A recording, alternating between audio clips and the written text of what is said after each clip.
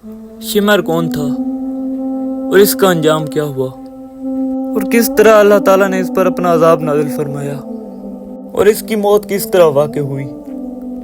वाक़या करबला में shimmer 4000 Yazidi सिपाहियों का सरदार था। यही वो शिमर था जिसने अहले बैत और हज़रत इमाम हुसैन रज़ी अल्लाह तआला अन्हु को कत्ल करने का मशवरा दिया। इस तरह शिमर का मशवरा उबैदुल्लाह बिन ज़ियाद ने कबूल कर लिया और इसे 4000 सिपाही दे दिए। उसके बाद हज़रत इमाम हुसैन रज़ी अल्लाह तआला अन्हु को एक ख़त लिखा गया, जिसमें यह लिखा गया था कि या तो आप रज़ी अल्लाह तआला अन्हु यजीद की बैत कर लें या तो फिर जंग के लिए तैयार हो जाएं। इस तरह शिमर अपना लश्कर ले गया और उमर बिन साद के लश्कर में शामिल हो गया और इसके बाद अहले बैत के साथ जंग शुरू कर दी। रिवायात में आता है कि शिमर मलऊन ही वो शख्स था जिसने अहले बैत के खेमों को आग लगाई।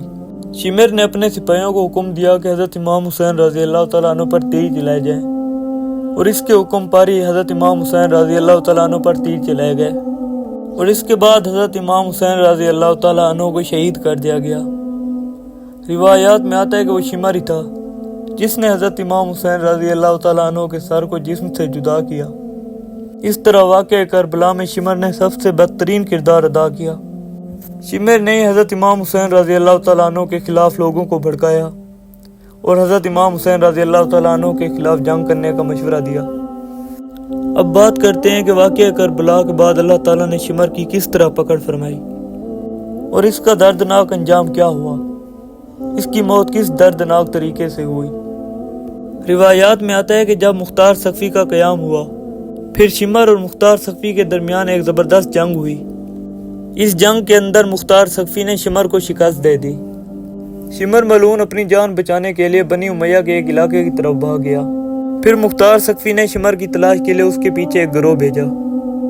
रात के वक्त शिमर का मुहासरा कर लिया गया और मुख्तार सक़फ़ी के उस गिरोह ने शिमर को कत्ल कर दिया और उसके जिस्म को सर से अलग कर दिया। उसके बाद शिमर के सर को मुख्तार सक़फ़ी के पास ले जाया गया।